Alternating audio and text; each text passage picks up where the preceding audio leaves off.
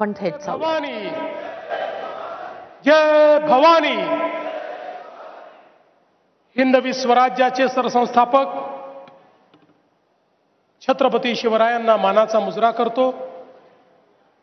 भारतीय राज्यघटनेचे शिल्पकार भारतरत्न डॉक्टर बाबासाहेब आंबेडकर यांना मानवंदना अर्पित करतो. आणि आज या ठिकाणी फलटणमध्ये विविध विकास कामाच्या उद्घाटन आणि भूमिपूजन कार्यक्रमामध्ये मंचावर उपस्थित असलेले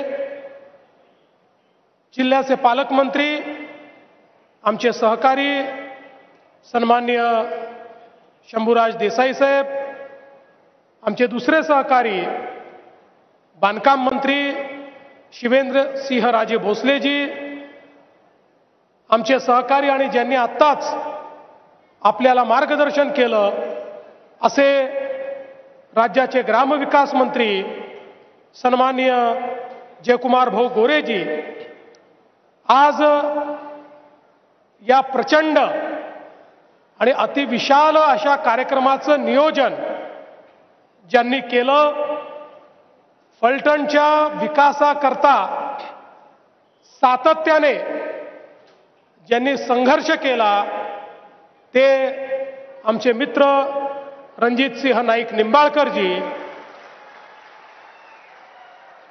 आणि आपले लोकप्रिय आमदार सचिन पाटीलजी, माननीय अतुलबाबा भोसले, महेशजी शिंदे, मनोजजी घोरपडे, राहुलदादा कुल, शमशेर नाईक निंबाळकर, रामजी सातपुते, राजनजी पाटील, जिजामालाताई नाईक निंबाळकर, श्री शिवरूपराजे, श्री प्रल्हाद पाटील, श्री अमित चव्हाण, श्री राम निंबाळकर, श्री दिलीप भोसले, श्री अप्पासाहेब देशमुख, शेखर गोरे, विलास नलावडे, चेतनसिंह केदार, चंद्रकांत जाधव, आपल्या जलसंपदा विभागाचे अप्पर मुख्य सचिव श्री दीपक कपूर, श्री चंद्रकांत फलकुंडवार, श्री सुनील फुलारी, श्री संतोष पाटील, श्री तुषार दोशी, श्रीमती याशनी नागराजन, श्री राजेंद्र रहाणे, या ठिकाणी उपस्थित मंचावरील सर्व मान्यवर आणि उपस्थित सर्व माझ्या मोठ्या संख्येने उपस्थित असलेल्या सगळ्या माझ्या लाडक्या बहिणी आणि तितक्याच लाडक्या भावांनो, मला आज अतिशय आनंद आहे की फलटणच्या ऐतिहासिक भूमीमध्ये आज आपल्यासोबत या अतिविशाल अशा कार्यक्रमामध्ये मी उपस्थित आहे. खरं म्हणजे ही ऐतिहासिक भूमी आहे, ही सांस्कृतिक भूमी आहे आणि या भूमीमध्ये आज ज्या प्रकारे आमच्या रणजितदादांच्या माध्यमातनं, सचिनदादांच्या माध्यमातनं मोठ्या प्रमाणात विकासाची कामं ही होत आहेत ते बघून मला अतिशय मनापासून समाधान आहे. खरं म्हणजे या ठिकाणी मी येऊ नये अशा प्रकारचा प्रयत्न देखील झाला. कधी कधी काही गोष्टी दुर्दैवी असतात. परवा आमची एक लहान बहीण डॉक्टर संपदा मुंडे यांचा अतिशय दुर्दैवी अशा प्रकारचा मृत्यू झाला. त्या आमच्या भगिनीने आत्महत्या केली आणि आत्महत्या करताना त्याचं कारण देखील आपल्या हातावर लिहून ठेवलं. पोलिसांनी तात्काळ जे आरोपी आहेत त्या आरोपींना अटक देखील केली. त्यातलं जवळपास सगळं सत्य हे बाहेर येत आहे आणि कुठल्याही परिस्थितीत आमच्या या लहान भगिनीला न्याय दिल्याशिवाय आम्ही स्वस्थ बसणार नाही हा देखील निर्णय आम्ही घेतला. पण अलीकडच्या काळामध्ये प्रत्येक गोष्टीत राजकारण घुसवायचं अशा प्रकारचा अतिशय निंदनीय प्रयत्न या ठिकाणी होताना पाहायला मिळाला आणि काहीही कारण नसताना या ठिकाणी रणजितदादांचं, सचिनदादांचं नाव याच्यात घुसवण्याचा प्रयत्न करण्यात आला. या महाराष्ट्राला देवाभाऊ माहिती आहे. एवढीशी जरी शंका असती प्रोग्राम रद्द करून या ठिकाणी आलो नसतो. अशा बाबतीमध्ये मी पक्ष पाहत नाही, व्यक्ती पाहत नाही, राजकारण पाहत नाही. जिथे माझ्या लहान भगिनीचा विषय आहे तिथे कुठलंही कॉम्प्रोमाइज मी करत नाही.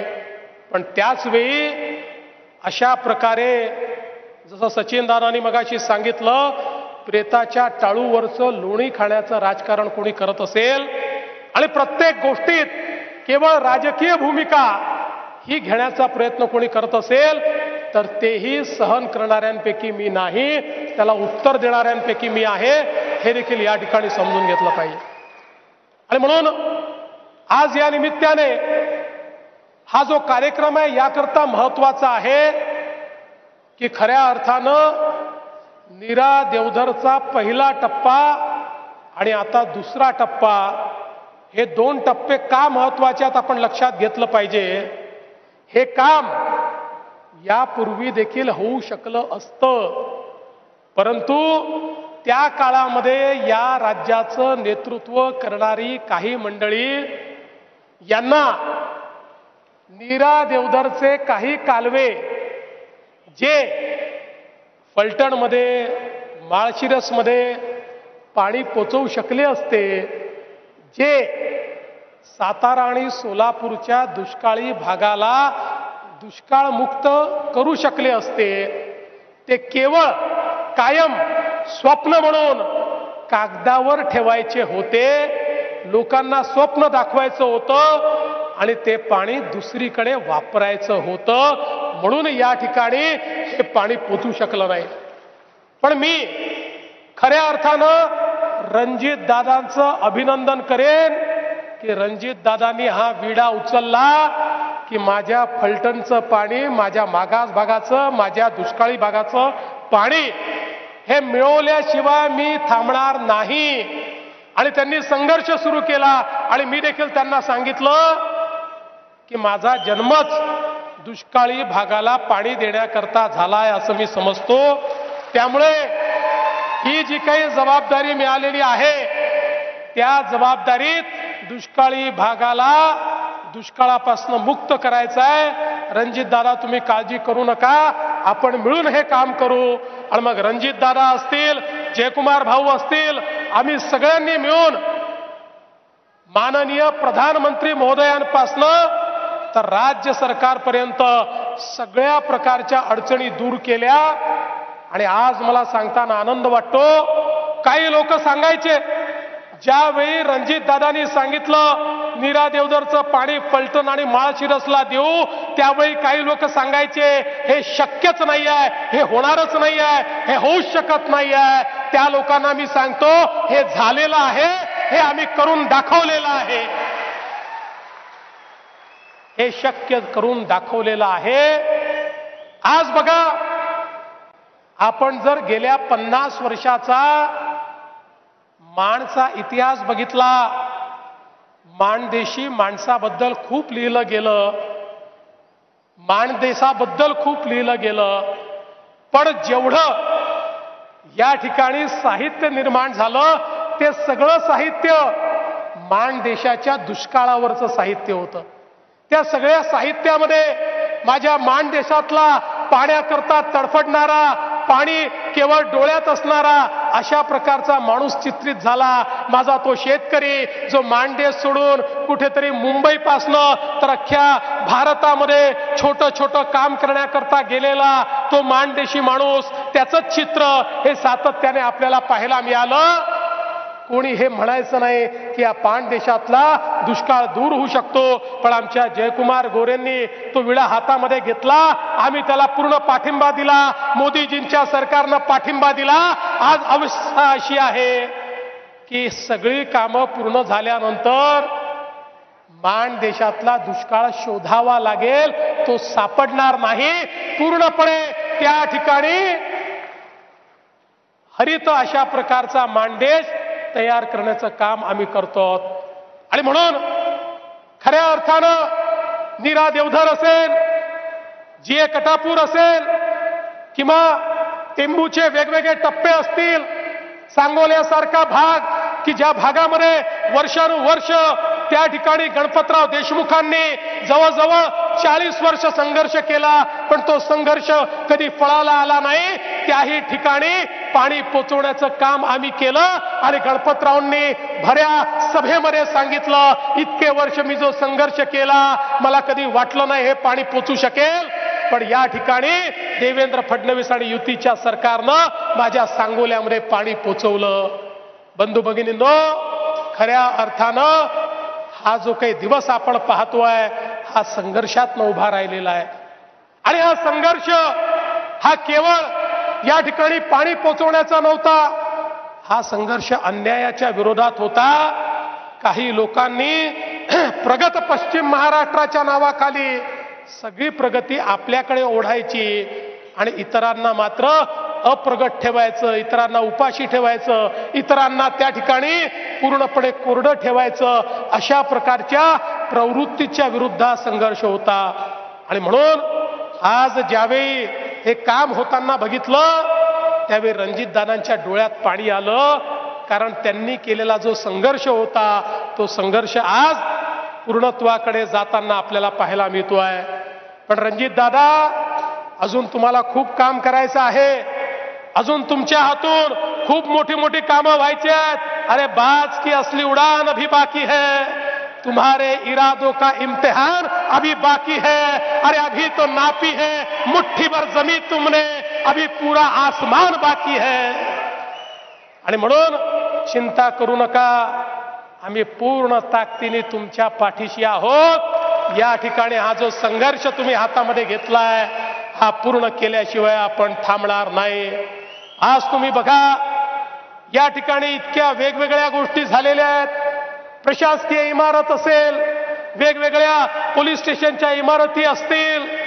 खरं म्हणजे या ठिकाणी सगळ्या प्रकारची व्यवस्था ही आता रणजितदादा, सचिनदादांनी अशा प्रकारे केली आहे की ज्या ज्या गोष्टी जिल्ह्याच्या ठिकाणी असतात त्या सगळ्या गोष्टी आता फलटणला ते घेऊन आलेले आहेत.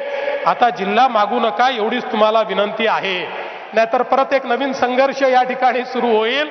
आणि आता आमची कुठल्याही नवीन संघर्ष सुरू करण्याची या ठिकाणी तयारी नाही. पण निश्चितपणे ही सगळ्या या ज्या प्रशासकीय इमारती आहेत, कोर्ट आहे, या ज्या सगळ्या गोष्टी आपण या ठिकाणी केलेल्या आहेत, यामुळे नागरिकांचं जे जीवन आहे हे जीवन मोठ्या प्रमाणात सुकर होणार आहे. आज खरं म्हणजे इथे येत असताना मला असं वाटलं की आता खूप गोष्टी झालेल्या आहेत, त्यामुळे आता त्या गोष्टींबद्दल आभार आपला मानला जाईल तो तुम्ही मानलाच, आणि मग आपण या ठिकाणी भाषण करू आणि मग इथनं जाऊ. पण आल्याबरोबर रणजितदादांनी हळूच माझ्या हातामध्ये 11 नवीन मागण्याचा कागद दिला. 11 नवीन मागण्या. माझ्या हे लक्षात आलं की मारुतीच्या शेपटी, उत्तर रामायण घडलाय ना इथे, त्याच्यामुळे रामायणाचा संबंध आहेच, त्यामुळे या ठिकाणी मारुतीच्या शेपटीसारख्या रणजितदादाच्या मागण्या काही संपणार नाही आहेत आणि त्या संपूही नाही. जो खरा जननेता असतो तो कधीच या ठिकाणी कुठल्याही बाबतीत सॅटिस्फाय होऊ शकत नाही. जोपर्यंत शेवटच्या माणसाचा विकास होत नाही तोपर्यंत त्याला त्या ठिकाणी समाधान लाभत नाही. आणि म्हणून आज त्यांनी अनेक मागण्या माझ्याकडे केल्या. मग त्याच्यामध्ये पाडेगाव, मुरुम, साखरवाडी, जिंती, फलटण, कोळंकी ते शिंगणापूर हा रस्ता MSIDCच्या माध्यमातून केला पाहिजे.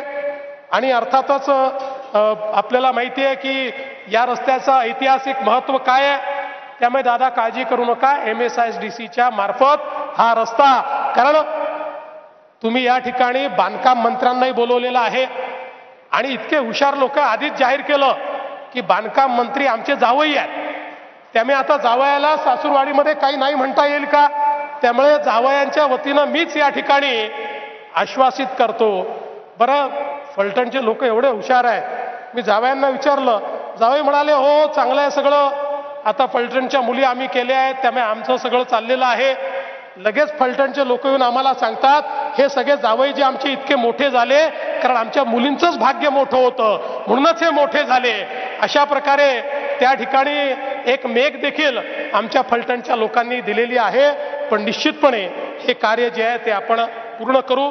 आणि त्यासोबत बाणगंगा नदीचा समावेश हा अमृत 2 मध्ये करण्याच्या संदर्भात आपण जे सांगितलेलं आहे त्या संदर्भातलं देखील कार्य आपण पूर्ण करू. न्यायालयाची स्वतंत्र इमारत तुम्ही मागितलेली आहे. निश्चितपणे न्यायालयाची स्वतंत्र इमारत देखील देण्याचं काम आपण करू. आणि माळशिरस तालुक्यातल्या पाण्यापासून वंचित असलेल्या 22 गावांचा समावेश आणि त्याला पाणी देण्याच्या संदर्भातला निर्णय आमचे रामभाऊ सातपुते देखील या ठिकाणी आलेले आहेत.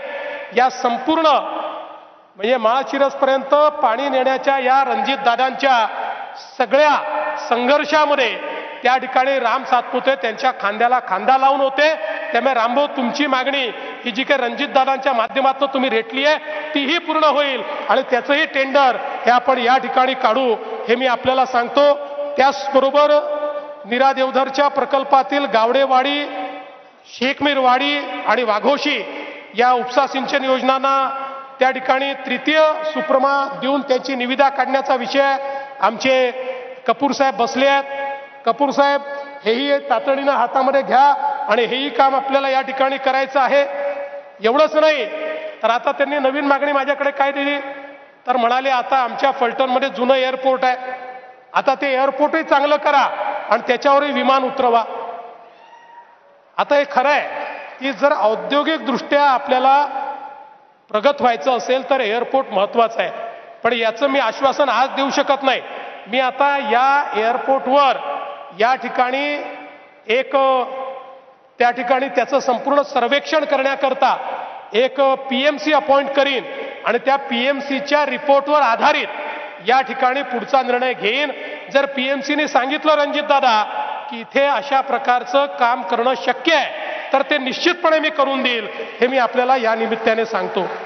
यासोबत अजून काही अप्पर जिल्हाधिकारी कार्यालय, साखरवाडी तहसील कार्यालय, ठीक आहे, या सगळ्या गोष्टी माझ्याकडे यायची गरज नाही.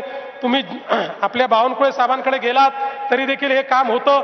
तुम्ही मागचेही हे 2-4 कामं सचिनदादांनी तुम्ही थेट बावनकुळे साहेबांकडनं करून घेतले आहेत. तुमचं तिकडे चांगलं सेटिंग आहे मला माहिती आहे. त्यामुळे त्या छोट्या छोट्या गोष्टींकरता मला त्रास देण्याची काही आवश्यकता नाही आहे.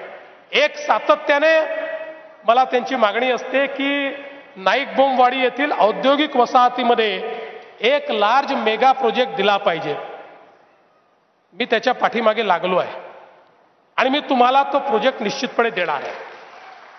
काही लोकांशी बोलणं चाललेलं आहे आणि तो प्रोजेक्ट हा तुम्हाला या ठिकाणी निश्चितपणे देऊ. यासोबत अजून काही मागण्या आहेत. MSSIDCच्या तर आपण मागण्या केलेल्याच आहेत आणि मला असं वाटतं की एक अजून चांगली मागणी आपण केलेली आहे की यंत्रसामुग्रीनं सुसज्ज असणारं एक शासकीय रुग्णालय फलटणमध्ये असावं. निश्चितपणे त्याही संदर्भातला निर्णय राज्यातलं सरकार घेईल आणि आपलं जे रुग्णालय असेल त्याचं अपग्रेडेशन करून त्या ठिकाणी अधिकची काही इमारत करायची असेल, काही इक्विपमेंट द्यायचे असतील तर या संदर्भात निश्चितपणे जो काही निर्णय करायचा तो निर्णय आपण करू. मी आज या निमित्ताने एवढंच सांगतो, आपलं जे महायुतीचं सरकार आहे हे सरकार विकासाचा विचार करणारं सरकार आहे. आम्हाला समाजातल्या प्रत्येक व्यक्तीचा विकास घडवायचा आहे. या महाराष्ट्रामधला दुष्काळी भाग आहे त्यातला दुष्काळ आम्हाला दूर करायचा आहे. आमच्या शेतकऱ्यांना त्या ठिकाणी आम्हाला मदत करायची आहे. आपण बघा महाराष्ट्रातल्या शेतकऱ्यांवर संकट आल्यानंतर आजपर्यंतच्या इतिहासातलं सर्वात मोठं पॅकेज 32,000 कोटी रुपयाचं पॅकेज हे त्या ठिकाणी आम्ही शेतकऱ्यांकरता दिलं आणि आज शेतकऱ्यांच्या खात्यामध्ये पैसे जाणं देखील सुरू झालं. आणि म्हणूनच कुठल्याही परिस्थितीमध्ये आम्ही या ठिकाणी आम्ही सुरू केलेल्या योजना या कधीच बंद होऊ देणार नाही. सातत्याने काही लोक सांगतात लाडकी बहीण योजना बंद होणार.